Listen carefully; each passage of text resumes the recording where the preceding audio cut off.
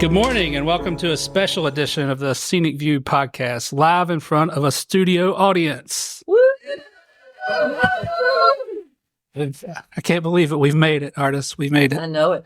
Live. Who would have thunk it? Oh, was I not close enough to the mic? Yeah. This is so different. We're not in Raleigh doing our thing at the office. So, this is a unique group of scenic leaders that are gathered together. So, John. So one of the coolest parts of being a state association with members all 100 counties is we get to see all the amazing parts of the state. Today we're in one of the most beautiful cities, in my opinion, Wilmington, North Carolina, right across the water from the USS North Carolina battleship. Battleship is a big state government site where the state employees work at the battleship. And we're at a meeting of our executive leadership, and it's a beautiful day. It's a little cold out. Artists, how are you doing? Well, I wish I was out there fishing despite the cold, but it's a great day to be inside with scenic leaders talking about the future of this organization. And if you normally tune into this podcast to listen to Scenic talk about policy, this is different. We're going to explain more about what Scenic is. We have our officers here today. We have committee chairs, vice chairs for committees, and our executive committee, which is the officers are at the tippy top of our leadership. And then the executive committee is next. And then the board of governors is after that. So it's the main thought leaders in Scenic that are gathered here today. And we thought we would talk a little bit about what Scenic is discussing as an organization, where we want to go, and how that affects people. So if you've been listening to this, you're not a state employee, or maybe you are, but you're not a Scenic member, kind of felt like the organization's been talking policy, but let's talk the organization for a minute. Yeah, we have all these amazing leaders in our organization in here. So artists and I decided we're going to hold them hostage and make them record with us for an hour. It's going to be great. Fresh perspective. First on the docket is a second Vice President Emily Jones and Treasurer, I almost called her State Treasurer, maybe one day, State Treasurer, General Treasurer Stacie Crabtree. How are you guys doing? Doing well. Thank you for having us. So what made you run for Scenic office? That's a just out of the gate question.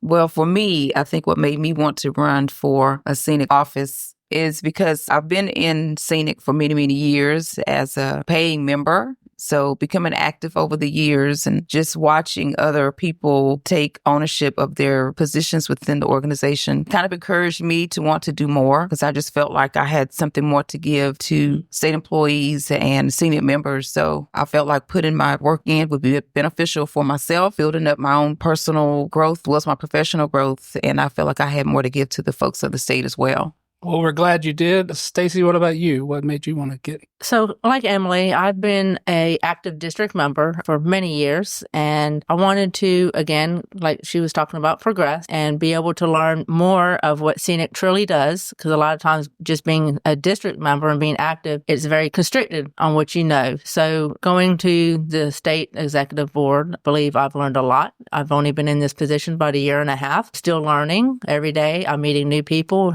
new opportunities, and getting a better understanding on how important Scenic is to the state employees and what they do for the retirees and just the general public that reside here in North Carolina. We do look out for everyone. It's not just the state employees. And I think everything that they do affects everything. Mm-hmm. And Emily, you've been out all over the field. What we call the field, and let me take another step back. If you're listening to this, don't know much about Scenic. If you compared Scenic to the United States of America, the districts, Stacie used the word district a lot. The districts are the states. Right. The board of governors is Congress. And then the executive committee and, the officers, that's the executive branch leadership. And they also have a role in our Congress, so to speak. So that's how it's broken down. We have 51 districts, again, as John said, across the 100 counties. There's some place for everyone that might have any interest in Scenic. Emily, you've traveled as Scenic has gone and done employee appreciation events. You've been with our member relations reps a fair amount. Mm-hmm. What are the main things you're hearing when you're out there in the field with active state employees? Well, there are some good things we hear, and there are some not so good things that we hear from active employees. A lot of them feel unappreciated, for one, and we will always work for higher paying wages for state employees, so they want to be paid more. They want to be appreciated more. By whom? by legislators. Mm-hmm.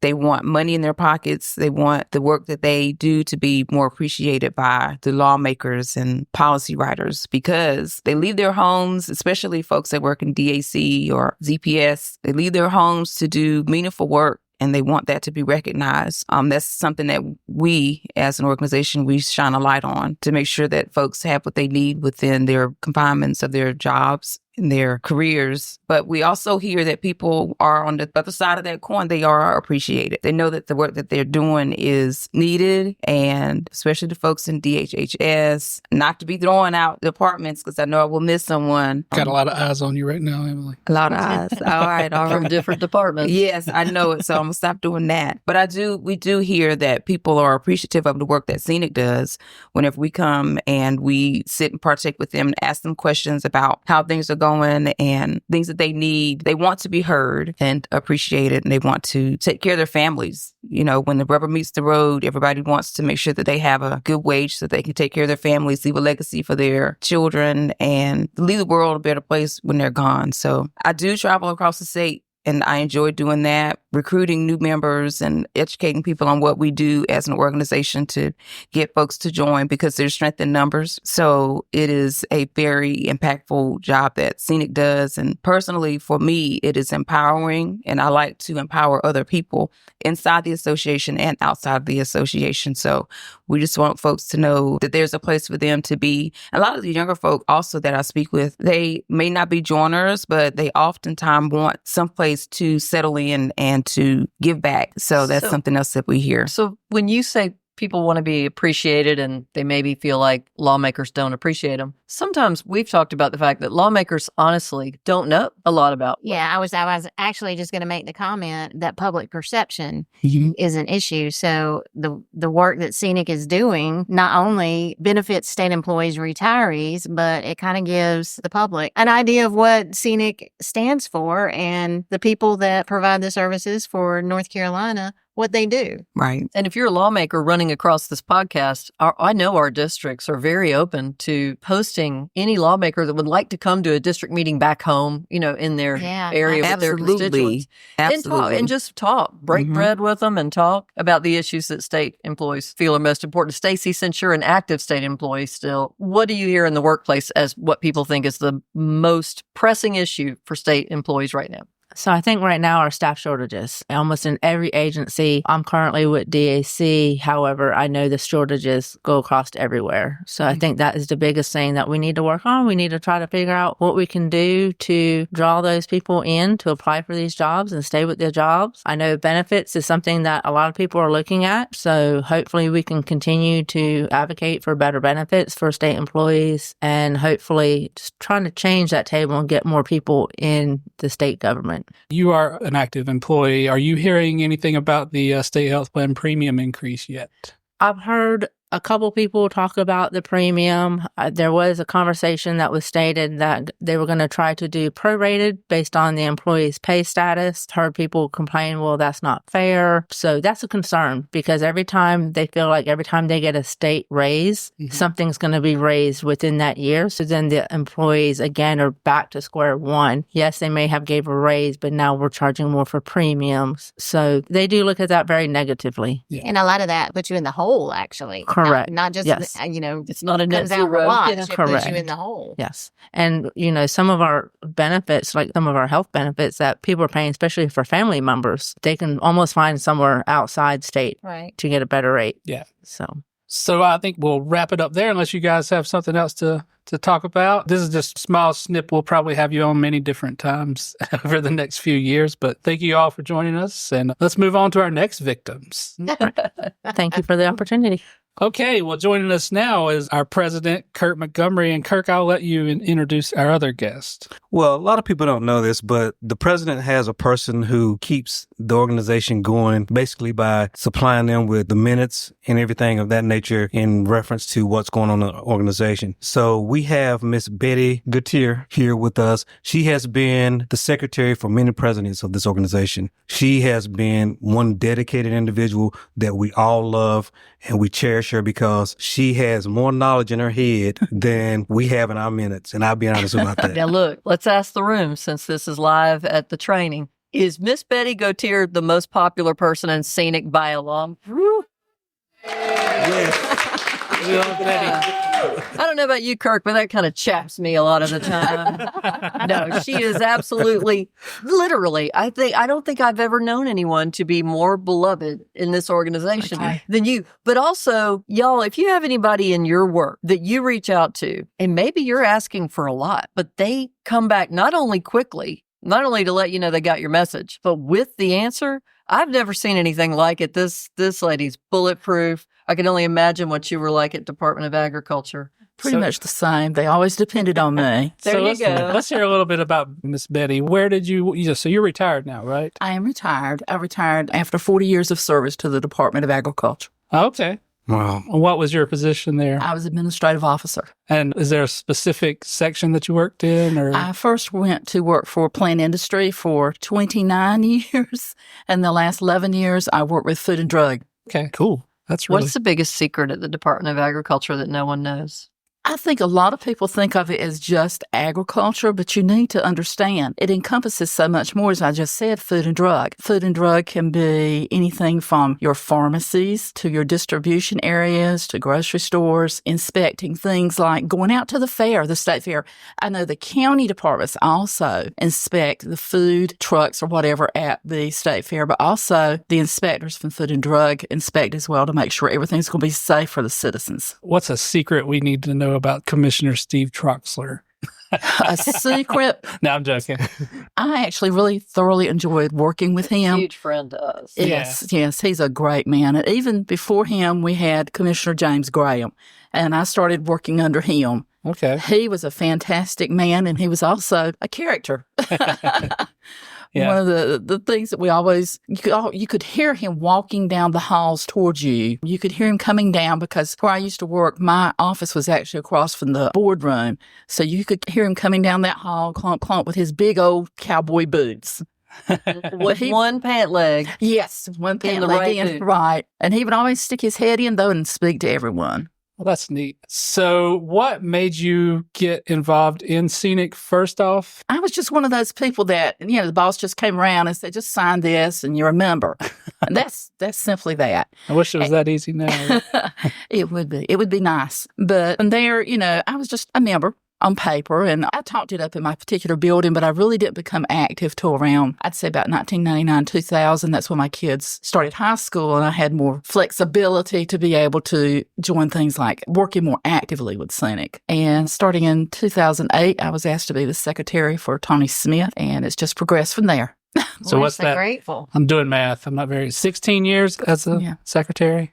President Montgomery, I mean, you can explain why the secretary has to be somebody, as we've described, her bulletproof. Well, because we have a lot of minutes and we have a lot of meetings. And so we have to make sure that we keep detailed minutes stored. And there has been no one that I've seen who has been at the level that Ms. Betty's been at. She has been very thorough. If there's information that we need, 9 times out of 10, if she doesn't know it off the top of her head, she'll be able to research it within a few minutes and get it to you. And that's been a value that you can't put any dollar figure on.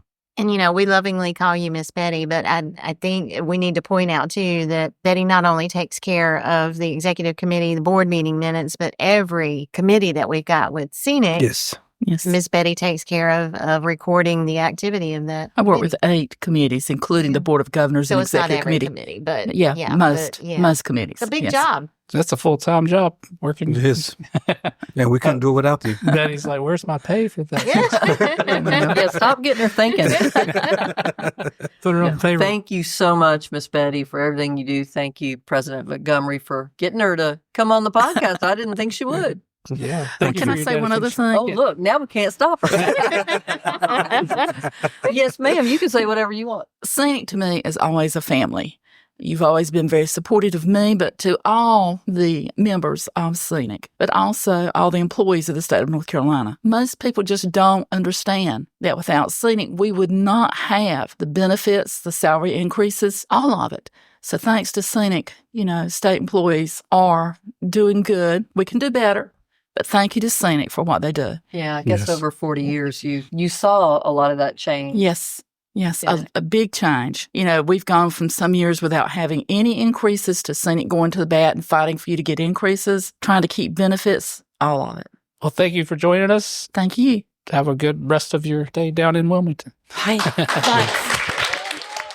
So today we're joined by Charles Streeter, the Growth and Expansion Committee Chairman, and Tracy Webb, our Emerging Leaders Council Chairwoman. We're talking about how to get younger members involved in Scenic and how to get younger members to go into state service. We had a little technical difficulties. So Charles, you were telling us a little bit about how you see Scenic growing with younger members. Right. And I said that it really is boots on the ground that gets young people involved in the organization. It was someone who was a member of Scenic, and she kept asking me for years to join. And I was young in my career, and I thought, that sounds like a commitment. But she kept pressing me until eventually I joined. And then it was actually someone else who came along and said, well, actually, you need to be coming to these meetings because you're a member, you're not showing up at the meeting. So it's boots on the grounds. It's member driven. So really, that's the first place that we start, as well as the organization itself doing recruitment at different locations. As I said, I work at UNC Chapel Hill, doing recruitment there, trying to get people involved, and then also figuring out what this new generation, what drives them, what will make them interested, because it's definitely different. Generation Z is different than the millennials, which is different than Generation X. And so we have a shift in the workforce. And as we grow as an organization, in order to stay alive, we need to evolve and figure out what those younger folks need and how we can appeal to them. Amazing recap.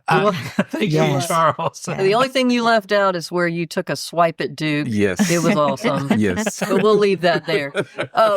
But Charles, what about the state itself and the problem the state is having recruiting young people, not necessarily to come work. They might want to work there for 6 months, a year to get some experience, but to make state government a career. Has anything in your work with growth and expansion given you any insight into something that might help the state to recruit and keep young people? I wouldn't necessarily stay with growth and expansion just in general, and that's the state keeps taking away some of the benefits that when I started being a state employee, the reason why people work for the state were the benefits. You might not get paid as much as you could in the private sector, but there were benefits that are being taken away. And so as they chop away those benefits, it's going to become less appealing to someone coming into the workforce. And they're going to say, well, I'm going to move on. I mean, already millennials and Generation Z, they don't stay at a job because they're trying to advance. However, some of those people who are millennials who came with, especially at the university, I know, they would stay, but they have those benefits. And, things are changing. 2025, we have some changes that are coming down the pipeline as far as state benefits. So if you take away the benefits and you're not keeping up with the raises, you're not going to keep up with the staff. And especially someplace like the university,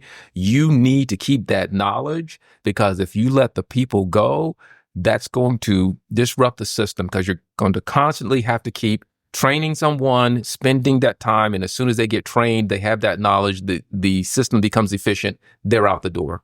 And that does not work. Well, and I love that point because of it's incredibly expensive. Turnover is incredibly expensive for the state taxpayers, the university system is so essential to persuading businesses. There's so much effort and so much economic incentive thrown into getting businesses to locate here. Yes. And we have to have them. And the private sector is very important, but you have to have a proper infrastructure or they won't come. So the UNC system. Yeah, the university system's such a big part of economic development. Thank you for that insight. Good public services, period. That draws people in our state. So across the board, the things that state employees do is what brings people to North Carolina. It is, certainly. Yes. And Tracy, your committee is kind of tasked with building leaders in the association. Yes, we are. What's the status of that pursuit? And do we have a lot of great leaders in your committee that are willing to step up? Yes. So once we seen it grab hold of the growth and expansion, bring younger people in, they could be a part of the Emerging Leaders Council. Meaning, it used to be Emerging Leaders Council, you had to be under the age of 40. But now, any age can be a part of the Senate Emerging Leaders Council. Mm-hmm. And so what we do is we give back to the community. We, in addition to build leaders as well within Senate. Emerging Leaders Council is basically members that are leaders within their workforce, as well as their personal life, as well as Senate. And so we like to one day be a Senate officer one day. So we try to learn what we need to do to emerge as a Senate officer. We also give back in the community. Yeah, talk to us about that, because I don't Yes. think people realize that Scenic does a lot of things, not just the legislature, and the policy work that we do. Okay. Well, in the community, we have a signature project called Adopt a Highway. We adopted this highway like 2 years ago. And what we do is we go out quarterly and clean up the highway. We partner with DOT to clean up the highway 4 times a year. Highway is 1.86 miles. And we do that. We have different members from across the state to come and join us from the Piedmont region, the West region, the East region, North Central, and South Central, and clean up the highway. Also, we have a signature project where we go and we give back to the Ronald McDonald House as well as the Senate House, where we pretty much give donations of toys to the Ronald McDonald House. And we give back to we feed the residents of the CQ House as well. I think that's an important part of leadership is to be active. You made brownies and cookies, you folded laundry, Yes, we y'all did. done whatever We needs to be sung done. carols, Christmas carols. We danced. We played musical bingo. We have a lot of signature projects that we give back to communities. We have a community health and wellness event that we do yearly. And we pretty much invite all audience from across the state of North Carolina to come and learn about their health, because health is wealth. And so we have different vendors that come and partake in our annual community service project, where we learn about diabetes, cancer, what you can do better to better yourself. And we also have fun, and we do line dancing, boxing, all of that good stuff. So Emerging Needs Council is a good committee to be on within Senate. And we love to help Senate as far as recruiting members, because our goal is to recruit members. We try to recruit at least like 50 members a month. That's the goal I put out to my members. That's the challenge. Please recruit at least 50. Well, if you can't do 50 per month, do 50 for the year if you can. Yeah. Well, and a lot of state employees don't feel like particularly political people. They want to make a difference. And this is a great committee for doing that. And I think that if you're a state employee and you are trying to figure out where there might be a place for you, this is why we're letting all of this information get out there to the folks, even though you may not think this affects you. Mm-hmm. There may be a perfect place for you here. And I know districts also do a lot of community things. I don't want to leave the districts out of this. I know there's districts that, one district bought a scoreboard for the facility where the members of that district worked, for a state facility. There's things like that happen all over the place. Scenic's got a rich history of serving. But I think for the younger generation, Charles, a lot of what y'all have talked about is that there's more and more of an emphasis on, look, I want to feel like I make a difference in my community. Yeah. So this is a great pairing. It's called in higher education, they call it sense of belonging. That belonging is what the younger generation really, when you start talking to them from some of the things I've been on, that they want to feel like they belong to something that's missing. And, as much as we can do to make them feel like they belong, then we can have that rapport and have members feel like they belong, part of an organization, they will stay. Exactly. So that's one of the biggest things for them. Thank y'all so much. Can I add one plug for growth and expansion? Yeah, sure. If you are a member of Scenic, if you join, the Growth and Expansion Committee has a scholarship to attend the annual convention that we have in Greensboro. So if you're a member, look for that announcement in the scoop that will be coming out. You can apply, and then you can come and see exactly what we do at our delegate convention in September. And once you come to the convention, you're hooked. And Yes. you have Yes, to you come are. back and back. And then come on and join the Emerging Leaders Council. Yeah, we while would you're love at to the have convention, you. join that's right. Charles will hook them in, and then you put them to work. That's right. So thank y'all so much for joining us. And I think that... Thank you. Great job.